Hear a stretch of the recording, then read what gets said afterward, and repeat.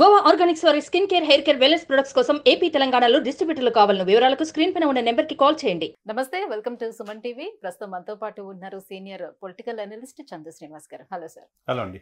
Sir, ఈ రోజు వారణాసిలో మోడీ గారి నామినేషన్ కి భారీ స్థాయిలో కూడా ఏర్పాట్లు అన్ని జరుగుతున్నాయి. దీనికి ప్రధానంగా పవన్ కళ్యాణ్ గారు వారి ఫ్యామిలీతో సైతం ఇవాళ హాజరయ్యారు. సో వారికి ఆహ్వానం అందింది. At the same time Chandrababu Naidu గారికి కూడా. సో కూటమిలో ఉన్న ఇద్దరు కూడా అక్కడ అటెండ్ అవ్వడం జరిగింది. సో మొత్తానికి చూసుకుంటే కూటమి అనేది ఫస్ట్ ఆఫ్ ఆల్ ఏర్పడడం కష్టం అన్నారు. లాస్ట్ మూమెంట్ వరకు కూడా ఒక నెలన్నర ముందు వరకు కూడా ఆ సస్పెన్స్ కొనసాగుతూ వచ్చింది.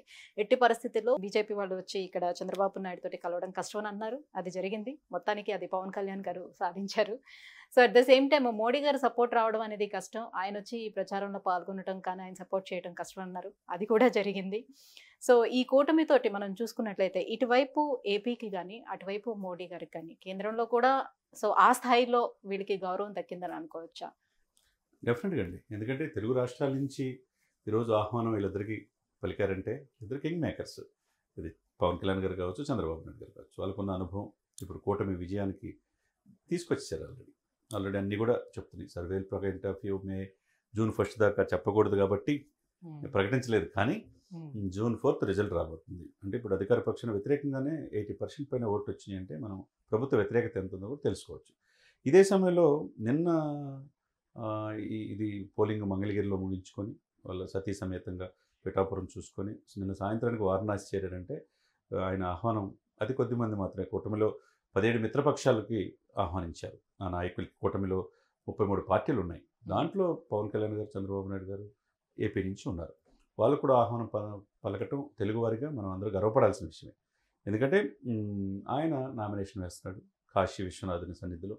అక్కడ పూజలు చేసుకొని అక్కడి నుంచి బెనారస్ విశ్వవిద్యాలయం నుంచి ఇప్పుడు ముందు నామినేషన్ వేయటం ఆల్రెడీ ఇప్పుడు జరుగుతున్న ప్రాసెస్.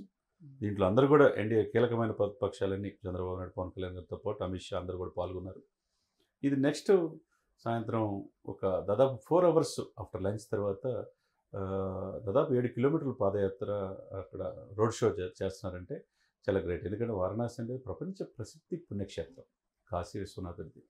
అక్కడ నది ఒడ్డున ఆ ఘాట్లో పూజలు చేసుకొని ఈ కార్యక్రమంతో చేయటం మనం ఎవరు అనుకోలేదు. ఇప్పుడు హరిశ్చంద్ర ఘాట్ ఉంది. ఇప్పుడు నిత్యం అక్కడికి వెళితే కొంతమంది అక్కడే ఉండిపోయి చనిపోతే పుణ్యం వస్తుంది కాశీలో అని చెప్పి అనుకుంటాం. యాదృచ్ఛికంగా నేను కూడా ఒక 2 months క్రితం వెళ్ళాను. మోదీ గారికి ముందు, మోదీ గారి తర్వాత అన్నట్టుంది. 4 ఘాట్స్ దాదాపు 50 ఘాట్స్ చూశాను నేను బోట్లో. తర్వాత కాశీ విశ్వనాథుని అన్నపూర్ణం టెంపుల్ చూశాను.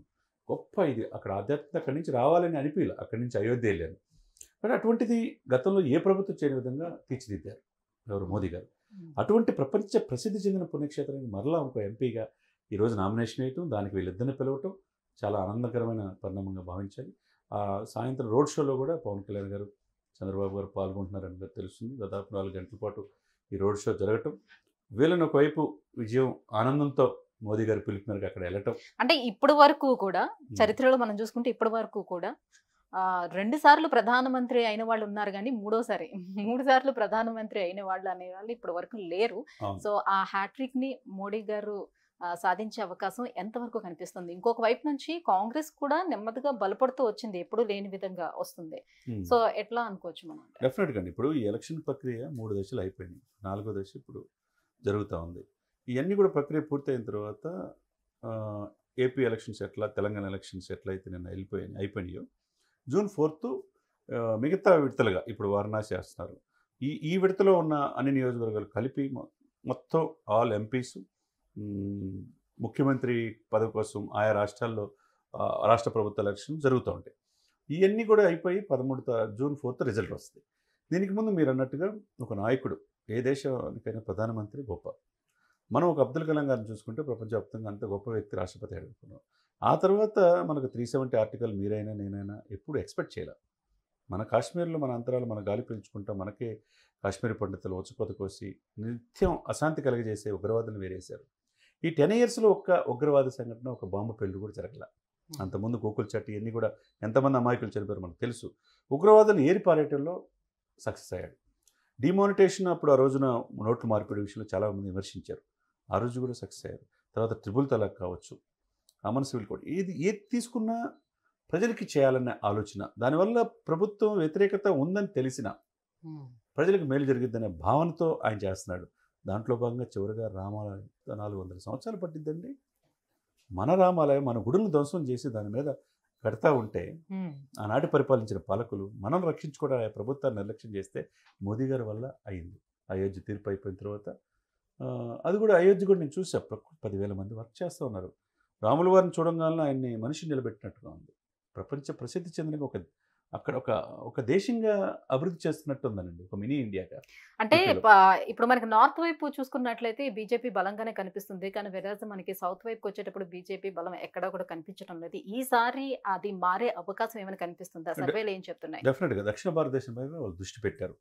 మోదీ అమిత్ షా గారు ఆలోచించారంటే ఆ రాష్ట్రం వాళ్ళ వశమైంది. మనకు ఎగ్జాంపుల్ 18-19 రాష్ట్రాల చేతిలో ఎక్కడ ఒక్క సీటు కూడా లేని త్రిపుర ఏమైందో వరుసగా 2 సార్లు మనం చూసుకోవచ్చు. మన ఛత్తీస్గఢ్, రాజస్థాన్, మధ్యప్రదేశ్లో కూడా రాదు కాంగ్రెస్ వస్తున్నా కానీ మళ్ళీ బీజేపీ అక్కడ వచ్చింది. ఇక మీరు అన్నట్టు దక్షిణ భారతదేశంలో మొదటి నుంచి ఒక చిన్న చూపు అని చెప్పి ఆ నానుడి నుంచి ఇక్కడ టీడీపీ కానీ జనసేన హక్కును చేర్చుకోవటం మోదీ గారు చేసిన మంచి ప్రయత్నం. ఇక్కడ తెలంగాణలో మీరు ఊహించినట్టు దక్షిణ భారతదేశం ఎందుకు బీజేపీని తీసుకోలేకపోతుంది, ఆహ్వానించలేకపోతుంది? నాట్ ఓన్లీ బీజేపీనే కదండి. అంటే ఇక్కడ ఏమవుతుందంటే ఇక్కడ దక్షిణ భారతదేశంలో ఏర్పాటు ద్రవిడిజాన్ని ఎక్కువగా తమిళియన్స్ ఇష్టపడతారు. వాళ్ళకి కాదని, కానీ అన్నామలై ద్వారా తమిళైసాయి సౌందరరాజన్ ఇటువంటి వాళ్ళ ద్వారా బీజేపీ పుంజుకోవడానికి ప్రయత్నం చేస్తున్నారు అక్కడ. అదేవిధంగా కర్ణాటక రాష్ట్రంలో మనం అధికారం కోల్పోయింది, 6 గ్యారెంటీలు అని చెప్పేసి వాళ్ళు వచ్చారు అక్కడ నాయకుల యొక్క తీరు వల్ల. కానీ ఎంపీలో వేరే విధంగా ఉంటుంది కర్ణాటకలో. అదేవిధంగా పక్కనున్న తమిళనాడులో కూడా అన్నామలైలో ఉంటారు, తమిళ సౌందరరాజన్ ఇటువంటి వాళ్ళు ఎంపీలు గెలిచే అవకాశం ఉంది. వాడు ద్రవిడిజం ఏంటంటే మాదొక దేశం అనే భావన ఉంటుంది వాళ్ళలో. హిందుతత్వం కంటే వాళ్ళ యొక్క ఆలోచన. స్టాలిన్ కుమారుడు కూడా ఏ విధంగా మనం విమర్శించడం మనకు తెలుసు. అది ఇక్కడ ఆంధ్ర తెలంగాణ మనం చూసుకుంటే ఇప్పుడు 17 స్థానాల్లో తెలంగాణలో హోరాహోరీ పోరులో సంజయ్ పార్టీని బతికిచ్చాడు. ఆ తర్వాత ఇప్పుడు సంజయ్ గారితో పాటు మిగతా 17 నియోజకవర్గం దాదాపు 17 స్థానాలు ఎంపీ స్థానాల్లో 9 స్థానాలు దాదాపుగా 8 నుంచి 9 స్థానాలు బీజేపీ గెలిచే అవకాశం ఉంది. రిమైనింగ్ మజ్లిస్ ఒకటి పోను, మిగతా స్థానాల్లో వీళ్ళు కాంగ్రెస్ వచ్చే అవకాశం ఉన్నది. ఎందుకంటే కాంగ్రెస్ రేవంత్ రెడ్డి రూపేణ కాంగ్రెస్ని 10 సంవత్సరాల తర్వాత ఉనికిలోకి తీసుకొచ్చారు. ఎంపీ స్థానాలు కూడా హోరాహోరీ పోరులో వచ్చే అవకాశం ఉంది. ఇకపోతే 25 స్థానాలు ఆంధ్రప్రదేశ్ చాలా కీలకం. 22 స్థానాలు గతంలో వైసీపీకి వచ్చినాయి, అడగకుండానే అన్ని విషయాల్లో మద్దతు తెలియజేశారు పార్లమెంట్లో, రాజ్యసభలో.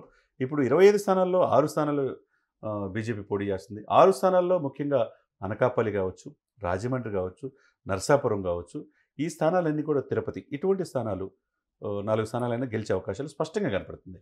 ఇకపోతే 17 స్థానాలు టీడీపీ పోటీ చేస్తుంది, 2 స్థానాలు మచిలీపట్నం, కాకినాడ పోటీ చేస్తుంది. అంటే 25 స్థానాల్లో దాదాపు 17 నుంచి 18 స్థానాలు ఈ కూటమి వచ్చే అవకాశం. ఇక్కడ 18 స్థానాలు, అక్కడ దాదాపు 8 స్థానాలు అంటే మొత్తం ఎంత అండి? 24 స్థానాలు అంటే చాలా కీలకం కదా, 20 స్థానాలు. అంటే వీళ్ళు మిత్రపక్షాలుగా చేసుకోవటంలో ఎవరు స్ట్రెంత్ ఉన్నారు, దీర్ఘకాలిక ప్రయోజనాలు బీజేపీకి ముఖ్యమండి. వీళ్ళు ఎటువంటి అవినీతి ఆరోపణలు లేకుండా వీళ్ళు మనతో మనగలగలమా? ఆ రాష్ట్రాల్లో మనం పార్టీ ఉనికి 1% ఆంధ్రప్రదేశ్లో, తెలంగాణలో ఉంది కానీ 1% నుంచి ఎందుకు బీజేపీ అక్కడ టీడీపీ పవన్ కళ్యాణ్ ప్రపోజల్ని అంగీకరించారు చెప్పండి? అక్కడ ఎమర్జ్ అవ్వడానికి అవకాశం ఉంది, స్కోప్ ఉంది. ఎందుకంటే కృష్ణరాజు గారు లాంటి వాళ్ళు కేంద్ర మంత్రిగా పనిచేశారు బీజేపీ. అంతకుముందు 2014లోనే 13 మంది ఎమ్మెల్యేలు పనిచేస్తే 2 మినిస్టర్స్ అయ్యారు. అది బీజేపీ ఏంటంటే అయితే ఏంటంటే బీజేపీ కేవలం హిందూయిజాన్ని మాత్రమే ప్రోత్సహించుకుంటూ వస్తుంది, మరి మిగతా మతస్థుల పరిస్థితి ఏంటి అని వాళ్ళు ఈ దేశంలో లేరా అని అన్నట్టుగా కాంగ్రెస్ ఇంకొక వైపు నుంచి విమర్శించుకుంటూ వస్తుంది. సో ఇదేమైనా వ్యతిరేకత ఏర్పడే అవకాశం ఉంటుంది? ఏముండదండి, వరుసగా 3వసారి కూడా మోదీ గారు ఈ దేశానికి ప్రధానమంత్రి అవుతున్నారు. అది ఎవరు ఆపలేని పరిస్థితి. ఆ తర్వాత యోగి ఆదిత్యనాథ్ లాంటి వాళ్ళు 4-5 రెడీగా ఉన్నారు. ఆ తర్వాత కూడా నెక్స్ట్ జనరేషన్ తీసుకెళ్తానికి. కాంగ్రెస్ పరిస్థితి ఎట్లా ఉందంటే అండి, నాయకుడు లేడు. ఈ కూటమిలో 26 పార్టీలు ఉన్నా ప్రతి సంవత్సరం 5 సంవత్సరాల్లో ఒక్కొక్క సంవత్సరానికి ఒక్కొక్క ప్రధానమంత్రి చేసుకుందాం అనే ప్రపోజల్ వచ్చింది. దాంట్లో నాయకులు ప్రతి ఒక్కరు ముఖ్యమంత్రి, కేజ్రీవాల్ ముఖ్యమంత్రి కావాలన్నారు, నిన్నటిదాకా జైల్లో వచ్చి బయటకు వచ్చారు.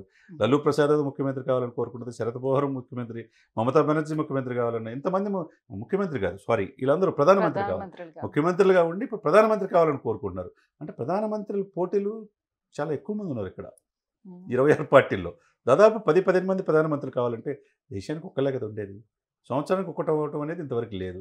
కానీ ఇక్కడ ఏంటి, ఒక్కడే సింగిల్ మ్యాన్, ఆయన ట్రబుల్ షూటరు, గేమ్ చేంజర్ కావచ్చు. ఈ దేశానికి మోదీ ఒక్కడే దార్శనికుడు. లేకపోతే ఒక దేశం ఇంత ఆర్థికంగా 9వ ప్లేస్ నుంచి ఈ రోజున 5వ ప్లేస్లో 6వ ప్లేస్లో వచ్చిందంటే ప్రపంచంలో రాబోయే అతి తక్కువ కాలంలో ప్రపంచంలో 3వ ఆర్థికమైన అభివృద్ధి చెందిన దేశాలు తీసుకొస్తాను, 2047 నాటికి ఈ దేశం ప్రపంచంలోనే నెంబర్ 1 తీసుకొద్దాను విజన్తో వెళ్తున్న మోదీని కాదని వీళ్ళని స్వీకరించే పరిస్థితి లేదు. ఎందుకంటే 370 ఆర్టికల్ అందరూ అప్రిషియేట్ చేసే సమయంలో జోడో యాత్ర ద్వారా పోయి చివరికి కాశ్మీర్ వెళ్ళి ఆయన 370 మళ్ళీ పునరుద్ధరిస్తా అంటాడు. ఎలా కుదిరిద్దండి? రాముల వారికి దాని మీద విమర్శిస్తుంటారు. ఎలా కుదిరిద్ది? ఇది గొప్ప హిందూ, 80% హిందూ దేశం కదా, ఇటువంటి హిందువులు కాదని మనం ఏం చేస్తారు వీళ్ళు? అదే అలా అని క్రిస్టియానిటీని, ముస్లిమ్స్ ఎక్కడ కూడా దాడులు జరగట్లా. అందరూ నాకు చేర్చుకునే మోదీ గారు కలిసి వెళ్తున్నారు. కానీ ఇది కూడా వేరియేషన్స్ వెళ్ళారు. కాకపోతే ఈ వేరియేషన్స్ వీళ్ళు వస్తే రిజర్వేషన్లు తీసేస్తారని చెప్పి ముస్లిమ్స్ రిజర్వేషన్ తీసేస్తాను, కులపరంగా మతపరంగా రిజర్వేషన్ చేయకూడదు ముస్లిమ్స్కి అనేది ఒక నినాదం. అంటే అన్ని టెంపుల్స్ని అన్నిటిని కూడా డెవలప్ చేసుకుంటూ వస్తున్నారు కాబట్టి, సో ఆ నేపథ్యంలో ఏంటంటే కేవలం హిందూయిజాన్నే వీళ్ళు ప్రోత్సహిస్తున్నారు, దాన్ని డెవలప్ చేస్తున్నారు. అది పొరపాటు అండి.